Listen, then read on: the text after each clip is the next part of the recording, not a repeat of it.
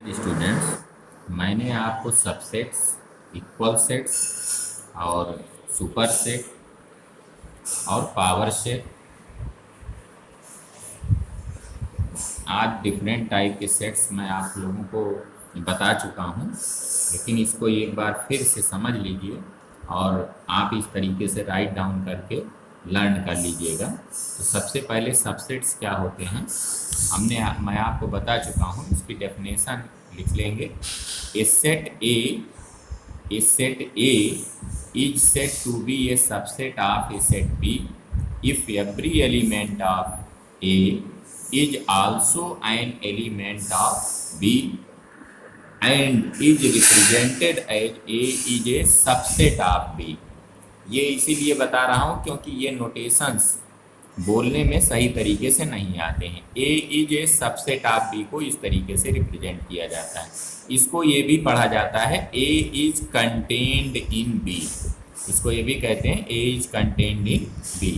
तो if A is not a subset of B then it is represented as A does not contained in B. इस तरह से cross कर देते हैं, या इसी को पढ़ते हैं A is not a subset of B. चाहे इसको कहिए A is not a subset of B, चाहे कहिए A is not contained in B. तो इस तरह से सबसेट्स को रिप्रेजेंट किया जाता है। फॉर एग्जाम्पल, अगर आपको इसी जगह पे कोई सेट ए दिया गया है जिसके एलिमेंट्स हैं 1 2 3 और कोई अदर सेट बी दिया गया है जिसके एलिमेंट हैं 1 2 3 एंड 4, तो ये देखिए इसके सेट ए के सारे एलिमेंट्स 1 2 3 तीनों एलिमेंट्स सेट बी के एलिमेंट्स हैं, इसलिए कहा जाएगा कि set A is contained in B. Set A set B में समाहित है। Set A is contained in B, तो इसी को मैथमेटिक्स में कहते हैं हम लोग A is a subset of B. तो ए जो है बी का सबसेट है और इसको A is subset of B and A is not subset of B. अगर इसी जगह पे कहें, इसके देखिए सारे के सेट बी के सारे एलिमेंट सेट ए में नहीं है। 4 एक ऐसा एलिमेंट है सेट बी में जो कि सेट ए में नहीं है, तो इसको हम लोग कहेंगे B is not a subset of A. B is not a subset of A, और इसको ऐसे लिख देंगे B is not a subset of B is not a subset of B is not a subset of A। B is not a subset of A। B is, तो अगर set B के elements 1 2 3 4 हैं तो 4 एक ऐसा element है जो set A में नहीं है, तो इसको हम लोग लिखेंगे कि B is not a subset of A। इस तरह से लिख दिया जाएगा। तो इस तरह से हम लोग जो है सबसेट्स का कॉन्सेप्ट समझ गए। नाउ अब देखो बेटा, इक्वल सेट्स क्या होंगे। तो इक्वल सेट्स में क्या होगा कि अब ये देखिए ये सेट और ये सेट इक्वल तभी होंगे जब इसके सेट ए के सारे एलिमेंट वही हों जो सेट बी के सारे एलिमेंट्स हों। तो आप देखिए इसमें यही दोनों सेट इक्वल हो जाते हैं। अगर 1 2 3 इसमें भी होता, 1 2 3 इसमें भी होता, लेकिन इसमें एक ऐसा एलिमेंट है 4 जो कि सेट ए का नहीं है, इसलिए सेट बी सेट ए के इक्वल नहीं है और ultimately set A set B के इक्वल नहीं है। ये इक्वल कब हो जाता? जब सेट ए के सारे एलिमेंट सेट बी में कंटेंट होते और सेट बी के भी सारे एलिमेंट सेट ए में भी कंटेंट होते। तो सेट की भाषा में मैथमेटिक्स की हम लोग दो सेट्स को इक्वल कब मानेंगे? जब सेट ए के सारे एलिमेंट सेट बी में हो और सेट बी के सारे एलिमेंट सेट ए में हो। तो इसी को हम लोग कहेंगे इक्वल सेट्स की डेफिनेशन में, if every element of set A is also an element of set B, that is A is contained in B and every element of set B is also an element of set A, that is B contained in A। ये दोनों conditions अगर satisfied होती हैं तब then A equal to B, तब दोनों set equal होंगे, otherwise दोनों सेट इक्वल नहीं होंगे। That is A is contained in B and B is contained in A। अगर ये दोनों चीजें हैं then this implies that A is equal to B। और ये if and only if का साइन लगा देते हैं बेटा, implies and implies by means अगर कहीं पर हो कि A is contained in B and B is contained in A then this implies that A equal to B। And reverse में क्या कहेंगे कि if two sets A and B are equal then A is contained in B and B is contained in C, ये होना चाहिए। तो इसी को हम लोग कहते हैं if and only if, और इसको IFF से रिप्रेजेंट करते हैं। और इसका साइन ये है, ये साइन जो बनाया गया इम्प्लाइज एंड इम्प्लाइज बाई को, इसी को हम लोग if and only if कहते हैं। तो where this sign is, this is symbol of used for if and only if, and briefly it is written as IFF। Clearly every set A is a subset of itself। अब आपको clear हो गया कि अगर कोई set A दिया गया है, जैसे ये सेट A है 1 2 3, तो ये अपना खुद का तो सबसेट है ही है, क्योंकि इसके सारे के सारे एलिमेंट अगेन सेट A में ही निहित हैं।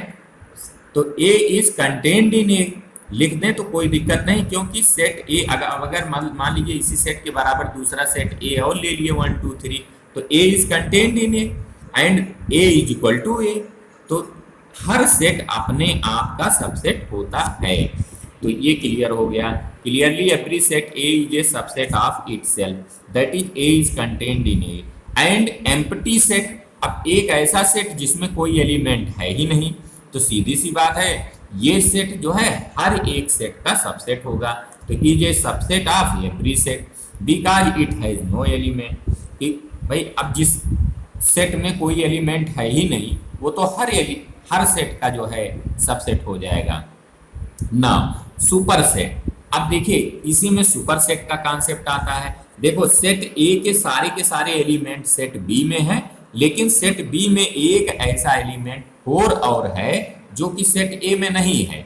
तो अब अगर ऐसा कोई सेट मिल जाता है तो ये इक्वल सेट नहीं होते हैं जब, तो A is a proper subset of B हम लोग कहते हैं। क्या कहते हैं कि किसी तरह का कोई कंफ्यूजन नहीं, भाई A के सारे एलिमेंट सेट बी में हैं और सेट बी में कम से कम एक एलिमेंट और है जो कि सेट ए में नहीं है। तो सेट ए को सेट बी का प्रॉपर सबसेट हम लोग कहते हैं और सेट बी को सेट ए का सुपर सेट कहते हैं। तो set B is a super set of set A, क्योंकि सेट बी में सेट ए से ज्यादा एलिमेंट्स हैं। सेट ए के एलिमेंट्स तो है ही, उससे भी 1-2 एलिमेंट्स ज्यादा हैं या काफी ज्यादा एलिमेंट्स हैं। तो सेट बी को हम सेट ए का सुपर सेट कहेंगे। तो इसको आप ये सुपर सेट की डेफिनेशन में लिख लें। If A and B be two sets such that A is contained in B and A is not equal to B, मतलब कि B में कम से कम एक एलिमेंट ऐसा है जो कि सेट A का एलिमेंट नहीं है। That is minimum one element is in set B but not in A, then A is called proper subset of B and B is called superset of A and is represented as B is super set को content वाला उल्टा sign इस तरीके से B is super set of A, ये आ जाएगा। For example, अब इसी को एग्जाम्पल यहाँ जो दिया है वही एग्जाम्पल लेके यहाँ दिखा दिया है। लेट A इक्वल टू 1 2 3, ये मान लीजिए 3 एलिमेंट का सेट है and B equal to 1 2 3 4, then A is subset of B and B is super set of A, also A is a proper subset of B। तो ये आप लोगों की समझ में आ गया। अब इसके बाद नेक्स्ट है आपका intervals as subset of R। अब इंटरवल्स क्या होते हैं बेटा? Let A B belongs to real number. अब मान लीजिए 2 रियल नंबर्स आपने लिया जो कि रियल नंबर को बिलोंग कर रही हैं। तो 2 नंबर्स अगर रियल नंबर्स को बिलोंग कर रही हैं तो क्लियर है बेटा एक नंबर उसमें से छोटी होगी और दूसरी नंबर बड़ी होगी। अगर सपोज कर लीजिए A is less than B है तो and A is less than B, then the set of real numbers, तो तो set of real numbers A और बी के बीच की रियल नंबर्स का सेट क्या लिखा जाएगा, set A will be equal to numbers x such that x is greater than A but less than B. तो ये जो सेट कहलाता है, ये जो चीजें हैं, तो ये ऐसी नंबर्स का सेट है जो कि a से ग्रेटर हैं लेकिन b से स्मॉलर हैं, किसी भी हाल में a के इक्वल और b के इक्वल नहीं है। तो इसको हम लोग डिनोट करते हैं, इसको हम लोग कहते हैं इज कॉल्ड ओपन इंटरवल। इसको क्या कहते हैं, ओपन इंटरवल कहते हैं। एंड इज डिनोटेड बाई ये A B, A comma B, और ये open interval.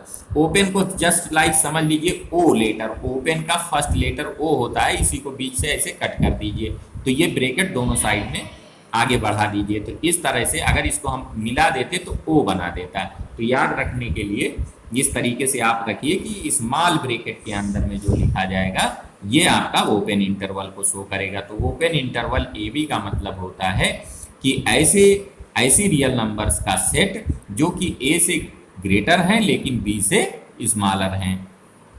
Also the interval which contains the end points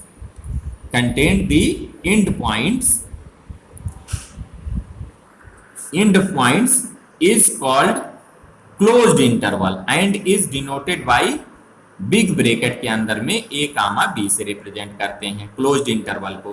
तो क्लोज्ड इंटरवल ए बी में क्या हो जाएगा कि ए और बी जो बाउंड्री की वैल्यूज हैं ए भी इंक्लूडेड हो जाएंगी।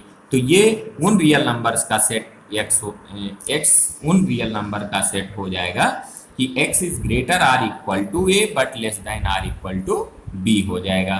तो इस केस में रियल नंबर्स वो हो जाएंगी जो a से ग्रेटर होंगी और साथ साथ a के इक्वल भी हो जाएंगी, और b से छोटी होंगी या b के इक्वल हो जाएंगी। जैसे 2,3 ले लिया, तो 2,3 क्लोज्ड इंटरवल अगर आ गया बेटा, तो ये बाउंड्री की वैल्यू जिसमें इंक्लूडेड है 2 और 3 भी इंक्लूडेड है, और 2 और 3 के बीच में जितनी नंबर्स हैं वो सारी की सारी नंबर्स भी इंक्लूडेड हैं। लेकिन अगर ओपन इंटरवल ले रहे हो तो 2 और 3 के बीच की नंबर्स तो आएंगी लेकिन 2 और 3 बाउंड्री की वैल्यूज नहीं आएंगी।